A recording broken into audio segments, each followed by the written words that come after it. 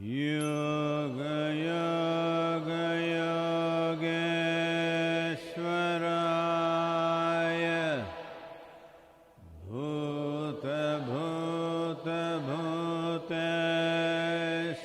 भूतभूतभूतेश्वराय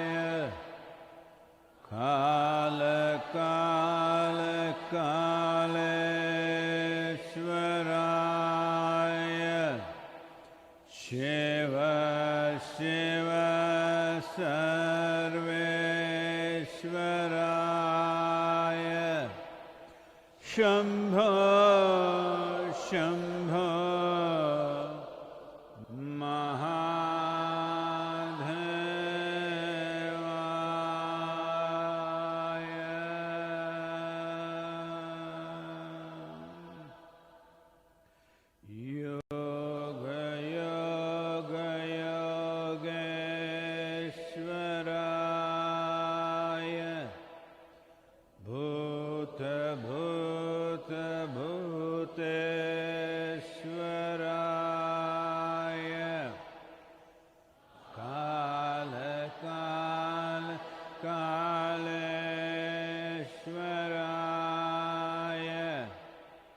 Shiv Shiv सर्वेश्वराय Shambho Shambho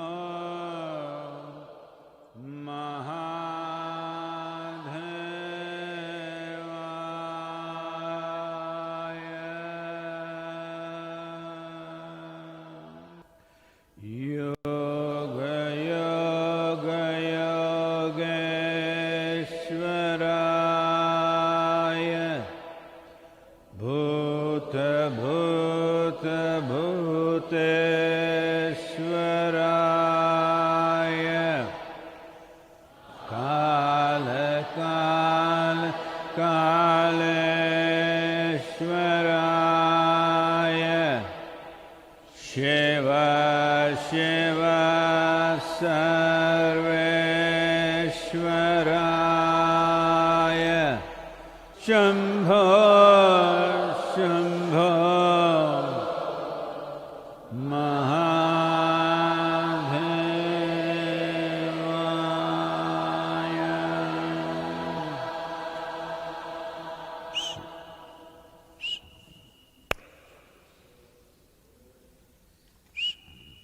Please.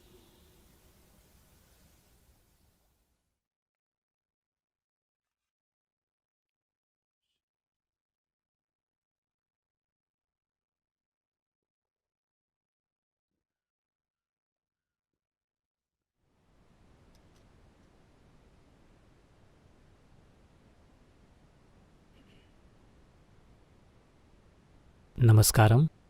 आप जहाँ कहीं भी हैं,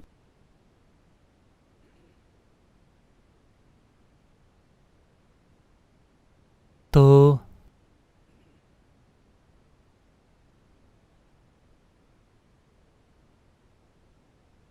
जैसा कि आप सभी को पहले ही पता होना चाहिए कि भारत में ऐसे लोगों की संख्या जो इन्फेस्टेड हैं माफ़ कीजिए, इन्फेक्टेड हैं, वो ज़्यादातर नियंत्रण में रही है। हमारे पास जितनी आबादी है उसे देखते हुए 735 ज़्यादा बुरी संख्या नहीं है, लेकिन इस संख्या में शायद थोड़ी कमी है, क्योंकि पक्के मामले का मतलब है कि वे जांच कराने गए थे लगभग 1 हफ्ते पहले, तो केस पक्का होने में 6 से 7 दिन लगते हैं। तो संख्या उससे थोड़ी ज़्यादा हो सकती है, लेकिन कई दूसरे देशों के मुकाबले ये काफ़ी हद तक नियंत्रण में है।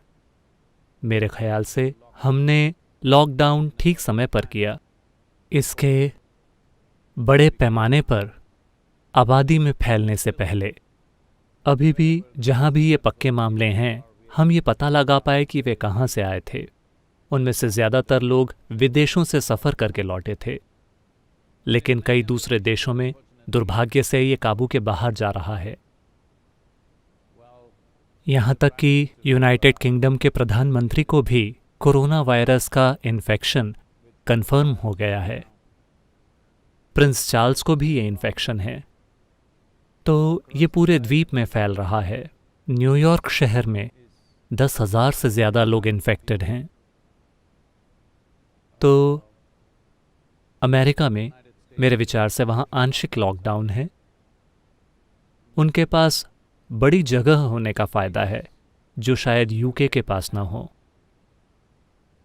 स्पेन में 2,300 से ज़्यादा मौतें हुई हैं। इटली में अभी भी वही चल रहा है।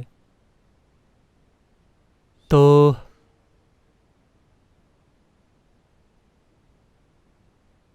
परिस्थिति ऐसी ही है, लेकिन हम ये भी जानते हैं कि बहुत से लोग ठीक हो जाएंगे। लेकिन समस्या ये होगी कि किसी समाज या देश में अगर बहुत ज़्यादा लोग इन्फेक्टेड हो जाते हैं तो किसी भी देश के लिए उनके लिए ज़रूरी मेडिकल सहायता की व्यवस्था करना असंभव होगा। उस वक्त लोग बड़ी संख्या में मरने लगेंगे। तो इस लॉकडाउन के ज़रिए हम यही रोकने की कोशिश कर रहे हैं। और भारत में रणनीतियां हैं कि अगर वे राज्य के भीतर इसे रिलैक्स कर देते हैं तो भी राज्यों के बीच लॉकडाउन ज़्यादा लंबे समय तक चलेगा। शायद इसलिए क्योंकि वे अभी चल रही इन्फेक्शन की चेन को तोड़ना चाहते हैं। अगर किसी शहर में लोगों की एक बड़ी संख्या इन्फेक्टेड है तो उसके बाद इसे दूसरों को छूने से रोकना बहुत मुश्किल है। कुछ दुखद घटनाएं हुई हैं, जहां कल अटलांटा में एक स्वास्थ्यकर्मी, मेरे ख्याल से एक 42 साल की महिला, वो अस्पताल में काम कर रही थीं और वो घर गईं और वो मर गईं। उनके पास 4 साल का बच्चा था, कोई दूसरा घर में नहीं था और वो बस कोरोना से मर गईं। तो इस तरह की दुखद कहानियां आ रही हैं। तो मैं चाहता हूं कि हर कोई, आप में से हर कोई, जिस भी तरह से आप दूसरों को बता सकें, ये पक्का कीजिए कि हर कोई शारीरिक दूरी बनाकर रखता है और आपको समस्या का कारण नहीं होना चाहिए। इस बात का आपको ख्याल रखना है। तो आप में से वो लोग जो हमेशा थोड़े से आलसी हैं, कि आपने हमेशा काम पर जाने को कोसा है, आप में से वो लोग जो थैंक गॉड इट्स फ्राइडे किस्म के लोग हैं, ये आपका समय है। मज़े कीजिए कम से कम 3 हफ्तों या 4 हफ्तों के लिए, या ये जितने दिन भी चले। बड़े पैमाने पर आर्थिक पैकेज दिए जा रहे हैं। अमेरिका और भारत दोनों में हर चीज़ पर जोर लगाया जा रहा है। ये लगभग ऐसा ही है कि हम 3 महीने तक नहीं जिए और हम फिर वापस आएंगे। ये गुलिवर के अनुभवों जैसा है, लेकिन सिर्फ 3 महीनों के लिए। तो सबसे महत्वपूर्ण चीज़ ये है कि लोग डरें नहीं और बेवकूफ़ी भरी चीज़ें न करने लगें। लोग डर कर सड़कों पर भागना न शुरू कर दें। यह बहुत महत्वपूर्ण है कि आप सभी अपना शारीरिक और मानसिक संतुलन कायम रखें। ये एक अच्छा समय है खुद को ठीक करने का। जब मैं पीछे मुड़कर देखता हूं, पिछले 3 दशकों या लगभग 4 दशकों में कभी भी, या मेरे पूरे जीवन में, मुझे कभी भी 3 हफ्ते नहीं मिले जहां मैं खुद के साथ कुछ कर सकूं। ऐसा कभी नहीं हुआ। तो यहां मैं हूं। तो मैं चाहता हूं कि आप भी इसका सबसे अच्छे तरीके से उपयोग करें। 3 हफ्ते काफी ज्यादा समय है। अगर हम 3 हफ्तों में पर्याप्त प्रयास करें तो हम शारीरिक रूप से ज्यादा मजबूत और फिट, मानसिक रूप से ज्यादा स्थिर और अधिक क्षमतावान भी बन सकते हैं। ऊर्जा के स्तर पर और आध्यात्मिक स्तर पर हम कई चीजें कर सकते हैं 3 हफ्तों के फुल टाइम काम के जरिए। आप में से कई लोगों ने कार्यक्रमों में हिस्सा लिया है और देखा है कि 2 दिनों या 4 दिनों के कार्यक्रम में जीवन में एक बड़ा परिवर्तन आया है। 3 दिनों का भाव स्पंदन, जीवन उलट पलट हो गया। तो अपनी चीज करने का ये आपका समय है, यानी वास्तव में आप एक ऐसा जीवन बने जो ऊंची उड़ान भरे। हाँ, आइए हम अपने रास्ते में आने वाली हर चीज के बारे में शिकायत ना करें। वायरस अपना काम कर रहा है, हमें अपना काम करना चाहिए। यही महत्वपूर्ण है। हम वायरस का काम ना करें, हम अपना करें। अगर आप वायरस को खुद से दूसरे इंसान तक ले जाते हैं या किसी दूसरे इंसान से खुद में और खुद से किसी और में ले जाते हैं, तो आप वायरस का काम कर रहे हैं। आप वायरस की पार्टी के हैं। अगर आप वायरस के साथ सहयोग नहीं करते तो इसका मतलब है कि आप वो कर रहे हैं जो आप करना चाहते हैं। यही समय है। ये छुट्टी दी गई है। हालांकि यह हमें कई स्तरों पर आर्थिक रूप से पीछे ले जाएगी। लोगों, परिवारों, समुदायों, देशों और पूरी दुनिया की अर्थव्यवस्था शायद थोड़ी पीछे लुढ़क जाएगी। चलेगा, मैं कह रहा हूं कि इससे चोट पहुंचेगी, इससे हम सबको चोट पहुंचेगी। एक संस्था के रूप में हमें इससे चोट पहुंचेगी, लेकिन चलेगा। शायद हम वैसे रहें जैसे हम 5 साल पहले या 10 साल पहले रहते थे। उस समय कुछ गलत नहीं था, सब कुछ ठीक था। हम उस तरह से रह लेंगे। तो सबसे महत्वपूर्ण बात यह है कि हम जिंदा हैं और हमारे पास छुट्टियां हैं। चलिए इसका अच्छा उपयोग करें। लेकिन लोग शिकायत कर रहे हैं, लोग कह रहे हैं सिर्फ 3 दिन, और कई लोगों को लग रहा है कि घर उन्हें दबा कर रख रहा है। अभी तक वे शिकायत कर रहे थे, मेरे पति कहाँ हैं, मैं उन्हें हफ्ते में केवल 1 बार देख पाती हूँ। मेरी पत्नी कहाँ है, वो काम पर जाती हैं, मैं उन्हें देख नहीं पाता। मुझे तुम्हारी याद आ रही है, तुम्हें मेरी याद आ रही है। अब हमें ऑफिस की याद आ रही है। तो इंसानी रिश्ते ऐसे ही हैं। जब आप साथ होते हैं तो ये एक समस्या है, जब आप दूर जाते हैं तो ये एक समस्या है। जब वे दूर होते हैं तो केवल एक ही समस्या होती है कि आपको उनकी याद आती है। जब आप एक साथ होते हैं तो कई सारी समस्याएं होती हैं। ऐसा हुआ एक समय, शंकरन पिल्लई एक वीकेंड गोल्फ खिलाड़ी थे, यानी वो हर वीकेंड पर गोल्फ खेलते थे। तो एक शनिवार की सुबह वो अपने जूते पहन रहे थे। उनकी पत्नी वहां आई और वो थोड़ी भावुक थीं। उन्होंने कहा, आप हर वीकेंड पर गोल्फ खेलने के लिए चले जाते हैं, आप मुझसे प्यार नहीं करते, मुझसे ज्यादा आप इस गोल्फ के खेल से प्यार करते हैं।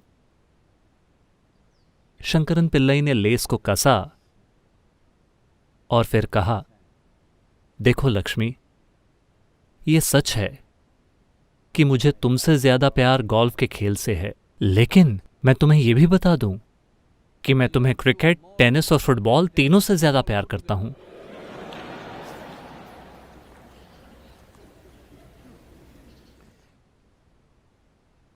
तो समय आ गया है, इस पर ध्यान देने का समय आ गया है कि हम कौन हैं, हम किस चीज से बने हैं, हमारी सीमाएं क्या हैं। ये इसे ठीक करने का समय है। तो ये इसके लिए एक अच्छा समय है। हम खुद को मूर्ख न बनाएं। अरे, आपने जो अजीबोगरीब विचार रोमांटिक उपन्यास, फिल्मों वगैरह से उठाए हैं, अब समय आ गया है कि हम इस पर ध्यान दें कि हम कौन हैं। हमारे पास समस्याएं हैं। अगर हमारे पास समस्याएं हैं तो हमें उनका सामना करना होगा। हमें लगता है कि कोई और व्यक्ति समस्या है। नहीं नहीं, इंसानों के रूप में हमारे पास समस्याएं हैं, उनका सामना करने का समय आ गया है। ये बहुत बहुत महत्वपूर्ण है। अगर आप इसे हर दिन दौड़ते भागते सारा काम करते हुए कर पाए होते तो ये शानदार होता, लेकिन अगर आप वो नहीं कर पाए तो ये एक ऐसा समय है जब आप अकेले बैठे हैं। आपको जो भी समस्याएं हो रही हैं, जाहिर है कि वो आपकी ही हैं। बॉस आसपास नहीं है, आप उन्हें दोष नहीं दे सकते। ट्रैफिक अब खराब नहीं है, आप वहां हैं ही नहीं। आप अपने पागलपन का दोष ट्रैफिक पर नहीं डाल सकते। आपको समय पर ऑफिस नहीं पहुंचना है तो आप उस पर भी दोष नहीं डाल सकते। आप घर पर बैठे हैं और पागल हो रहे हैं, जाहिर है कि ये आप ही हैं। यही समय है इसे ठीक करने का। मानवीय रिश्ते ऐसे इसलिए बन जाते हैं क्योंकि ज़्यादातर लोग सोचते हैं कि दूसरे व्यक्ति को मेरी खुशी का स्रोत होना चाहिए। नहीं, ये देखना आपका काम है कि आप खुशी का स्रोत हैं, दूसरे व्यक्ति के लिए खुशी का स्रोत। हर कोई हमेशा उस अद्भुत व्यक्ति से मिलना चाहता है जिसका अस्तित्व ही नहीं है। दरअसल मेरे पास जीवन का काफी अनुभव है, मैं आपको बता रहा हूं, ऐसे व्यक्ति का अस्तित्व नहीं है। क्योंकि अगर आजकल हर कोई, कम से कम भारत में, लोगों के विचार में सबसे सुंदर और अद्भुत इंसान हैं कृष्ण। वे नाचते हैं, गाते हैं, प्यार करते हैं और वो शानदार हैं, ठीक है। लेकिन उनकी पत्नियां अपने समय में लगातार शिकायतें करती रहती थीं। तो यहां तक कि उनकी पत्नियां भी शिकायत कर रही थीं, क्योंकि आपको हमेशा लगता है कि किसी और को अद्भुत होना चाहिए। समय आ गया है, ये 3 हफ्तों का समय पर्याप्त समय है कि आप वो अद्भुत व्यक्ति बन जाएं जिससे आप मिलना चाहते हैं। आप वो शानदार व्यक्ति बन जाएं जिसके जैसा बनने की आप सभी से उम्मीद कर रहे हैं। यह आपका मौका है। अगर आप वो शानदार व्यक्ति बन जाते हैं तो बाकी लोग भी इसका आनंद ले सकते हैं, लेकिन सबसे बढ़कर आप इसका आनंद लेते हैं। ये सबसे अहम बात है। अगर आप यहाँ बैठते हैं, अगर आप एक शानदार इंसान हैं तो आप इसका मजा लेते हैं। हाँ, दूसरे भी इसका मजा ले सकते हैं, ये शानदार है। लेकिन अगर वो आसपास नहीं है तो आप खुद एक शानदार इंसान के साथ होने का मजा लेते हैं। आप हमेशा एक शानदार इंसान की कंपनी में हैं। इतना तो हर किसी को करना ही चाहिए। और अब इस वायरस ने आपको घर पर 3 हफ्तों की संभावना दी है। इसे करने का ये अच्छा समय है। आप में से कुछ लोग आश्रम में हैं, बाकी घर पर हैं। इसे करने का ये अच्छा समय है, बहुत अच्छा समय। चलिए इसका उपयोग करें। सवाल? सद्गुरु, पहला सवाल श्री एस उपाध्याय ने पूछा है। नमस्कारम सद्गुरु, ध्यान लिंग के बारे में बात करते समय आपने कहा था कि आप इस तक कहीं से भी पहुंच बना सकते हैं। पिछले कुछ महीनों से मुझे 24 घंटे आपकी लाइव प्रेजेंस अनुभव करने की तीव्र इच्छा है। मैं चाहे दुनिया में कहीं भी रहूं। क्या आप इसे संभव बनाने के लिए मुझे कोई साधना दे सकते हैं? लाइव की आपकी समझ क्या है? आप चाहते हैं कि मैं हर समय इंटरनेट पर रहूं? क्योंकि आजकल लाइव का मतलब ये नहीं है कि मैं जिंदा हूं। लाइव का मतलब है कि मैं ऑनलाइन हूं। तो चलिए इसे समझते हैं।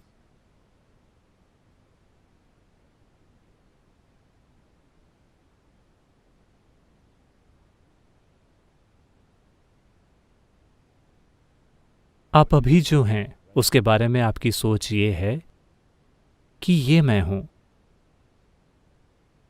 हमने आपके साथ इसके बारे में काफ़ी बातें की हैं, आपके साथ काफ़ी प्रक्रियाएं की हैं कि जिसे आप अपना शरीर मानते हैं उसे इकट्ठा किया गया है। तो ये आपका है, ये आप नहीं हो सकता। दूसरी चीज़ ये है कि वो सारा झमेला जो आपके सिर में चल रहा है, आप सोचते हैं कि वो मैं हूं, मन में भरी हुई चीज़ें, लेकिन उसे भी इकट्ठा किया गया है, वो भी आपका है, क्योंकि कोई और इसे नहीं लेना चाहता। तो ये आपका है, लेकिन ये आप नहीं हैं। तो आप जिसे मानते हैं या जिसे आप मैं के रूप में नहीं जानते, लेकिन आप जानते हैं कि आपका अस्तित्व है, लेकिन आप ये नहीं जानते कि आपके अस्तित्व की प्रकृति क्या है। तो आध्यात्मिक प्रक्रिया का पूरा उद्देश्य और जो उपकरण स्थापित किए गए हैं वो लोगों के जीवन में इस अनुभव को लाने के लिए हैं। सभी साधन, चाहे वो ध्यानलिंग हो या योगेश्वर हो या मैं खुद, ये एक उपकरण है, ये कोई व्यक्ति नहीं है। उपकरण यह है कि उनके आसपास भौतिक से परे कुछ हो रहा है। हमेशा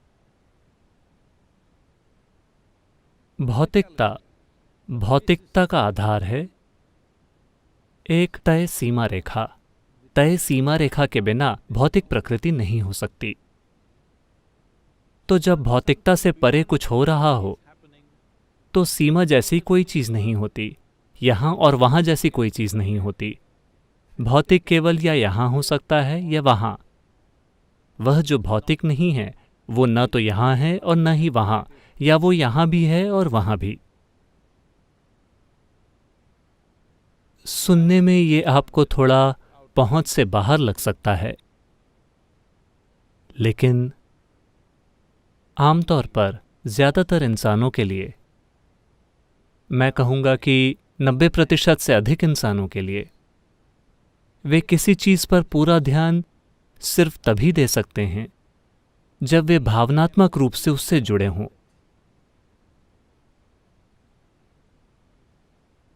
बहुत कम लोगों के पास ऐसा मन होता है जो उन्हें बिना किसी भावनात्मक जुड़ाव के पूरी भागीदारी दे सके। इसमें बहुत काम लगता है एक ऐसा मन पाने के लिए कि आप किसी चीज पर पूरी तरह से केंद्रित रह सकें, उससे भावनात्मक रूप से जुड़े बिना। लेकिन मैं कहूंगा कि 90% लोगों के लिए पूरी तरह से केंद्रित रहने के लिए उन्हें भावनात्मक सहारे की जरूरत होती है। यही कारण है कि केवल वे लोग जो आपको लगता है कि आपके प्यार के दायरे में हैं, आप सिर्फ उन पर ध्यान देते हैं। जो नहीं हैं, आप उन्हें नजरअंदाज कर देते हैं, आप उन पर ध्यान नहीं दे सकते। तो इसी वजह से आध्यात्मिक प्रक्रिया हमेशा मिली-जुली होती है। ध्यान केंद्रित करने का एक बहुत आसान तरीका, हम भक्ति, भावना, इन सब की बात करते हैं। क्या वाकई इसकी जरूरत है? नहीं। अगर आप बस यूं ही पूरी तरह से हो सकें तो आपको किसी भावना, किसी भक्ति की जरूरत नहीं है। बस यहां बैठे हुए एक सूखी छड़ी की तरह आप फिर भी इस ब्रह्मांड की ऊर्जाओं के साथ स्पंदित हो सकते हैं। लेकिन वो लोगों की एक बहुत छोटी संख्या है। बाकी लोगों को किसी तरह का, उनके दिल में किसी चीज को उन्हें खींचना होगा, वरना वे उस दिशा में नहीं देखेंगे। वे कुछ सेकंड के लिए देखेंगे और फिर वो यहां वहां हर कहीं देखेंगे। जहां वो भावनात्मक रूप से जुड़े होते हैं, सिर्फ उसी दिशा में वो लगातार अपना ध्यान बरकरार रख पाते हैं। जो भी चीज भावनात्मक रूप से आपके लिए मायने रखती है, आपका मन वहीं केंद्रित हो जाता है। तो उस रूप में ये एक बहुत अच्छा साधन है। तो उसी वजह से हम प्रणाली में भावना को लेकर आए। जब हम भावना को लेकर आए, emotion. भावना को तो आप जानते हैं, वो वैसी होती है। चूंकि ये वैसी है, उसे सही दिशा में ले जाना एक बहुत बड़ी चुनौती है और ये बेमतलब जटिल लगती है, क्योंकि हर व्यक्ति अपने ही तरीके से इसके अर्थ निकालने लगता है, क्योंकि हर इंसान की भावना अपने ही तरीके से अनोखी होती है। तो उन सारी चीज़ों में मत उलझिए, इस बारे में चिंता मत कीजिए कि कोई और क्या कर रहा है, किसी और के साथ ये कैसे होता है। इसी वजह से ईशा में हमने हमेशा लोगों को अपने आध्यात्मिक अनुभव साझा करने से रोका है, क्योंकि दूसरे लोग कंफ्यूज हो जाएंगे। अगर आप कहते हैं कि मैं लेटा हुआ था, मैं बस लेटा हुआ था दुनिया के किसी दूसरे हिस्से में, आप चाहे जहां कहीं भी हों, मिस्टर क्या आचार्य, उपाध्याय, अरे सद्गुरु आए,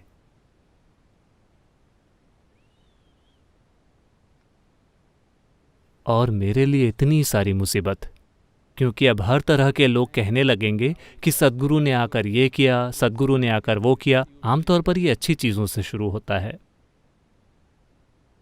फिर कुछ समय के बाद वो सारी बकवास जो वो करते हैं, सद्गुरु।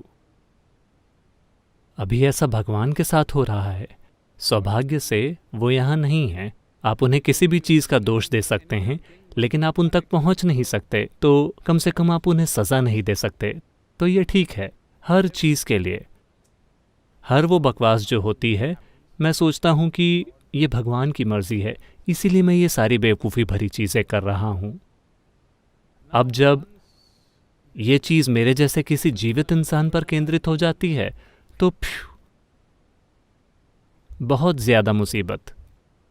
तो आप जहाँ कहीं भी हैं, क्या हम वहाँ मौजूदगी उपलब्ध करा सकते हैं? बेशक, वरना क्या मतलब है? फिर तो ये बस आध्यात्म की बातें करना बनकर रह जाएगा। आध्यात्म की बातें सबसे अच्छे स्तर पर प्रेरणा हो सकती हैं और सबसे बुरे स्तर पर मनोरंजन हो सकती हैं। ये बस यही हो सकती हैं। इसके बारे में बातें करना, बातें करना, बातें करना। शुरुआत में प्रेरणा की जरूरत होती है, लेकिन अगर आपको जीवन भर प्रेरणा की जरूरत पड़ रही है तो आपका कुछ नहीं किया जा सकता। प्रेरणा ये इग्निशन की तरह है। इंजन स्टार्ट हो जाता है। इंजन स्टार्ट होने के बाद अगर आप इग्निशन दबाते हैं तो बुरी आवाजें आती हैं। लोगों के साथ भी यही होगा। एक बार उन्हें पर्याप्त प्रेरणा मिल गई, फिर उन्हें प्रेरणा देते रहने की कोई जरूरत नहीं है। वे कट्टर बन जाएंगे। अगर आप लगातार लोगों को प्रेरणा देते रहते हैं तो वे सनकी बन जाएंगे, जो दुनिया में सबसे ज्यादा बेतुकी और भयंकर चीजें करेंगे। बहुत ज्यादा प्रेरणा। प्रेरणा इग्निशन की तरह है, किसी व्यक्ति को स्टार्ट करने के लिए थोड़ा सा धक्का। इसके बाद इसका कोई काम नहीं है। उसके बाद उनके पास ऐसी प्रक्रियाएं और तरीके होने चाहिए जिससे वे संपर्क स्थापित कर सकें। सबसे बढ़कर कैसे भी किसी न किसी तरीके से भागीदारी होनी चाहिए। तो हम एक प्राण प्रतिष्ठित आकार के बारे में बात कर रहे हैं, जैसे ध्यान लिंग, या मैं या आप।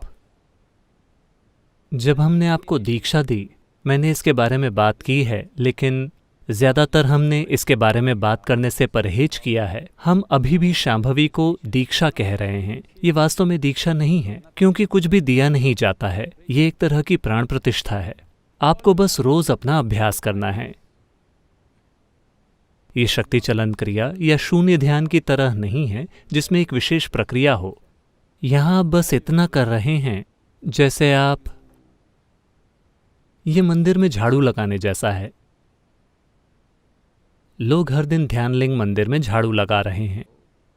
वे ध्यानलिंग को रिचार्ज या कुछ और नहीं कर रहे। कोई अनुष्ठान नहीं, कोई प्रक्रियाएं नहीं, बस मंदिर में झाड़ू लगाना, उसे साफ रखना।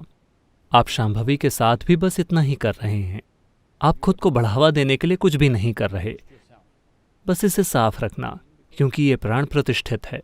अगर आप इसे साफ नहीं रखते, मान लीजिए कि आप अपने खिड़की के शीशों को साफ नहीं करते, अचानक ऐसा लगता है कि सूरज भी ठीक से चमक नहीं रहा है। यहां तक कि सूरज भी ठीक से नहीं चमक रहा, क्योंकि आपकी खिड़की के शीशे साफ नहीं हैं, या आपको मोतियाबिंद है। अचानक सूरज भी चमकीला नहीं लगता। यह आसानी से हो सकता है। तो आपको बस इतना करना है कि इसे साफ रखें। सद्गुरु, मैं महीने में एक बार अपनी साधना करता हूं। माफ कीजिए, दिन में एक बार। मैं बस थोड़ा निर्दयी बन रहा हूं, बस यूं ही। ये छुट्टी का दिन है।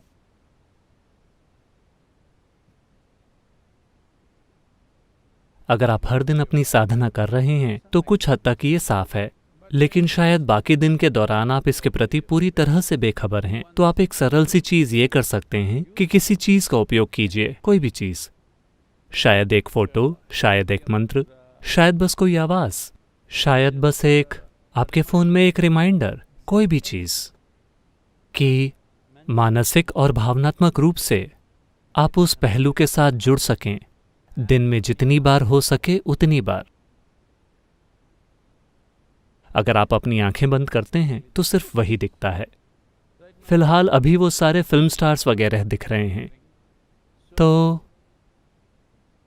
इसलिए आप इसे महसूस नहीं कर पा रहे। ऐसा नहीं है कि ये मौजूद नहीं है। जब आप अपनी साधना करते हैं आप इसे महसूस करते हैं। दिन के दौरान आप इसे महसूस नहीं करते, क्योंकि आप दूसरी चीजों को नाचने देते हैं। आइटम नंबर्स हो रहे हैं। तो आप कुछ भी कीजिए, जिसका चाहे उसका उपयोग कीजिए। शायद फ़ोन में एक रिमाइंडर, शायद एक फ़ोटो जिसे आप देख सकें, या फ़ोन का स्क्रीन, आप स्क्रीन सेवर के रूप में कोई चीज़ डाल दें, या कोई मंत्र। आप खुद मंत्र का जाप कीजिए या बस उसे सुनिए, कुछ भी कीजिए। हम बस इतना करने की कोशिश कर रहे हैं कि मानसिक और भावनात्मक रूप से आप एक ही दिशा में केंद्रित हैं। अगर आप इतना करते हैं तो मौजूदगी बहुत मजबूत होगी। अभी भी ये मौजूद है, लेकिन मोतियाबिंद के साथ आप कैसे देख सकते हैं? आप बस मोतियाबिंद को दूर करने की कोशिश कर रहे हैं। जीवन के किसी भी ऐसे आयाम को अनुभव करना बिल्कुल संभव है जो भौतिक प्रकृति के द्वारा सीमित नहीं है। उसे महसूस करने और अनुभव करने और जानने में आपको कोई दिक्कत नहीं है। दूरी कोई समस्या नहीं है। अभौतिक आयाम के लिए दूरी जैसा कुछ नहीं होता। दूरी भौतिकता की एक अभिव्यक्ति है। अगर 1 इंच मौजूद है तो 1 मील भी है। अगर 1 मील है तो 10,000 मील भी हैं। ये ऐसा ही है। 1 इंच से 1 प्रकाश वर्ष तक दूरी मौजूद है, सिर्फ भौतिक चीज़ों के कारण। अगर भौतिकता न हो तो दूरी के कोई मायने नहीं हैं। ये कोई भौतिक आयाम नहीं है। तो इसे महसूस करना, इसे जानना, इसे अनुभव करना एक चुनौती नहीं होगा। अगर उस दिशा में थोड़ा ध्यान केंद्रित हो तो अपने खुद के साधन बनाएं कि कैसे खुद को याद दिलाएं, हर कुछ मिनटों में या घंटे में एक बार, या आपको जैसा पसंद हो, ये हो जाएगा।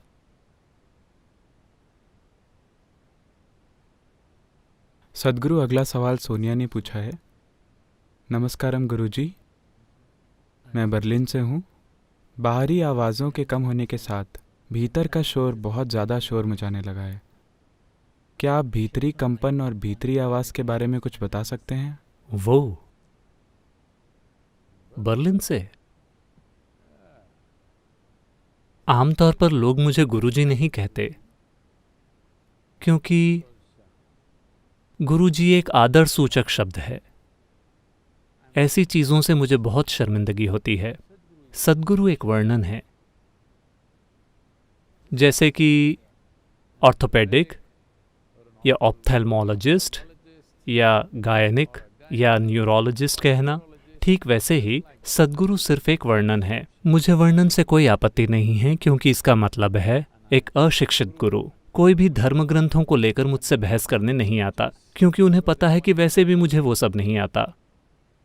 बस ये पक्का करने के लिए कि हम उन चीज़ों पर बहस करने की कोशिश में समय नहीं बिताते जिनके बारे में हमें कुछ नहीं पता और जिनके बारे में हमने कभी कोई चिंता नहीं की। लेकिन गुरुजी एक आदर सूचक शब्द है, ऐसा मेरे साथ मत कीजिए। मैंने एक खास तरीके से जीवन जिया है। कहने का मतलब मैंने इस तरह से जीवन जिया है कि मेरे आसपास के लोग हमेशा कंफ्यूज रहते हैं, ये आखिर हैं कौन?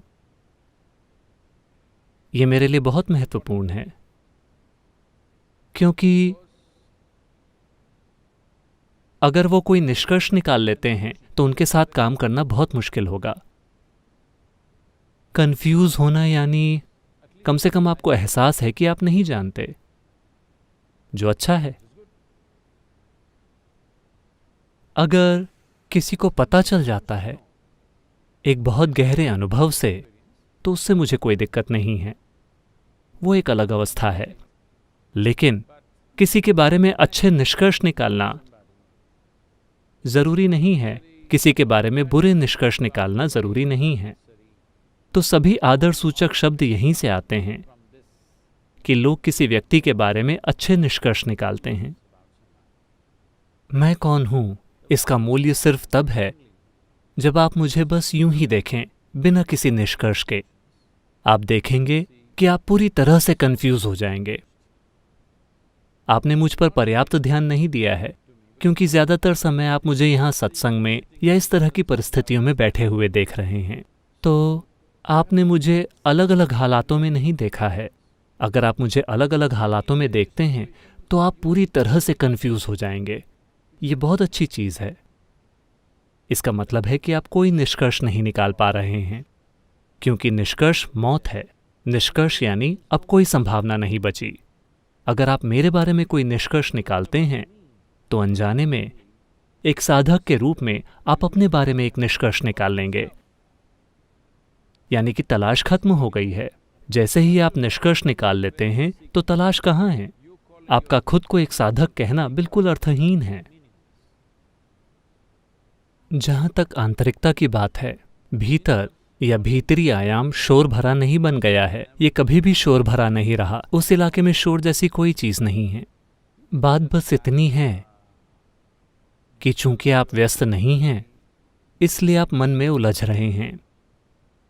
ज़्यादातर लोग आमतौर पर सोचते हैं कि वे व्यस्त हैं, लेकिन अगर आप उनके जीवन को देखें तो 60% समय वे बस किसी चीज़ में उलझे रहते हैं। ये कुछ ऐसा है मानो जुगाली करना। कल क्या हुआ था, आप अभी भी उसे चबा रहे हैं। ये सुविधा आपके शरीर में नहीं है। गाय, बकरी, भेड़, उन सभी के पास ये सुविधा है कि वे आज खा सकते हैं और कुछ घंटों के बाद इसे वापस मुंह में लाकर जुगाली कर सकते हैं। आपको इस तरह की सुविधा आपके शरीर में नहीं दी गई थी, तो आपने अपने मन में एक बना ली है। यह एक विकास से जुड़ी समस्या है। आप 4 पैरों वाली अवस्था से बाहर आने को तैयार नहीं हैं और आप कल की बातों की आज जुगाली करना चाहते हैं। दक्षिण भारत के रहस्यवाद में और योग में हम लोगों को देखते हैं और अगर या वे आनंद ले रहे हैं या दुख पा रहे हैं सिर्फ उन चीज़ों का जो अतीत में हुई हैं। अतीत में हुई चीज़ों के कारण वे किसी चीज़ का आनंद ले रहे हैं, लेकिन अभी कुछ बिल्कुल अलग कर रहे हैं, ये समझे बिना कि वे बस पुराने फ़ायदों का आनंद ले रहे हैं और ये कभी भी खत्म हो सकता है। तो हम कहते हैं अय्यो प्रलय सादम। प्रलय सादम यानी पुराना चावल। इसका मतलब है ये पुराना भोजन है। पुराने भोजन का आनंद लेना जिसे हमने कल खाया था, ऊर्जा और ताकत के मामले में अभी भी यह हमारे शरीर में काम कर रहा है। इसी तरह हमने कल या 10 साल पहले या पिछले जन्म में क्या किया था, शायद अभी भी हमें उसका फायदा हो रहा हो, लेकिन अगर आप इसे बढ़ाने के लिए अभी कुछ नहीं कर रहे हैं तो ये खत्म हो जाएगा। पुराना खाना कुछ समय बाद सड़ जाएगा। जो बहुत शानदार था वो कुछ समय बाद बहुत गंदा बन जाएगा। दुनिया में बहुत से तथाकथित सफल लोग अपने जीवन के अलग अलग चरणों में से होकर गुजरते हैं कि वे अतीत के परिणामों और कर्मों का आनंद ले रहे होंगे और उन्हें लगता है कि सब कुछ शानदार है।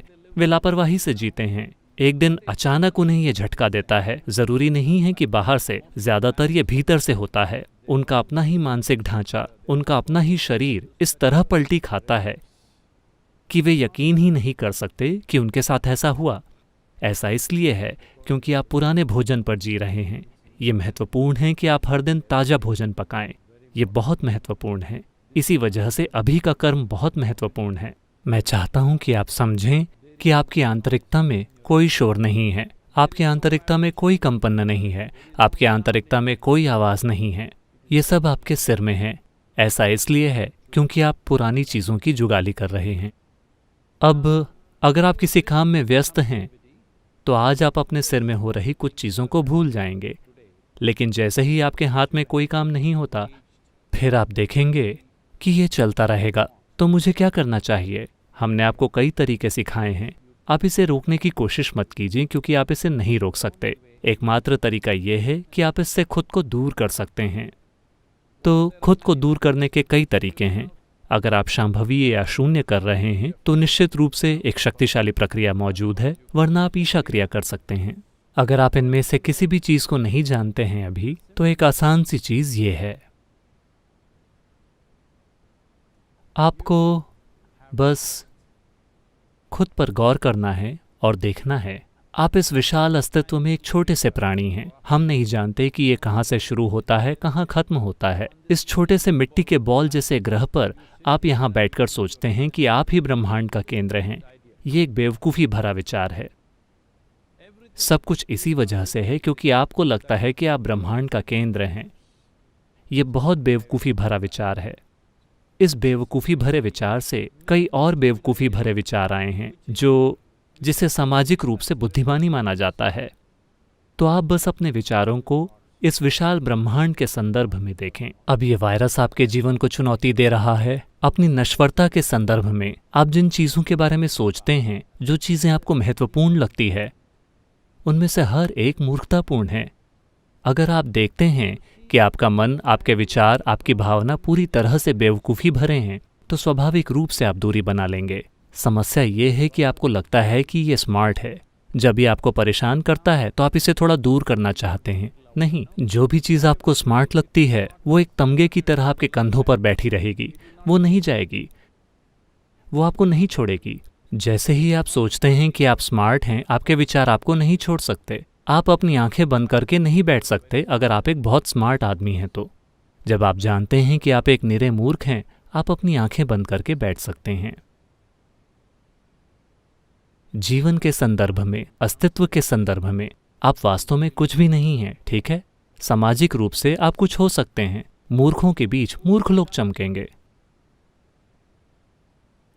इसका जीवन के रूप में कोई मतलब नहीं है।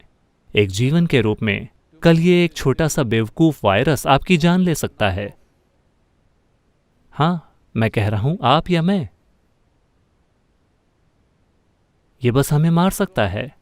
तो हम जो भी बड़ी स्मार्ट चीजें सोच रहे हैं उनके जरा भी मायने नहीं हैं। अगर आप ये समझ लेते हैं तो स्वाभाविक रूप से आपके और आपकी विचार प्रक्रिया के बीच एक दूरी होगी। जब आपके और आपकी विचार प्रक्रिया के बीच एक दूरी आ जाती है तो इससे फर्क नहीं पड़ता कि आप किस बारे में सोच रहे हैं। योग योग योगेश्वराय भूत भूत भूतेश्वराय काल काल कालेश्वराय शिव शिव सर्वेश्वराय शंभो शंभो महा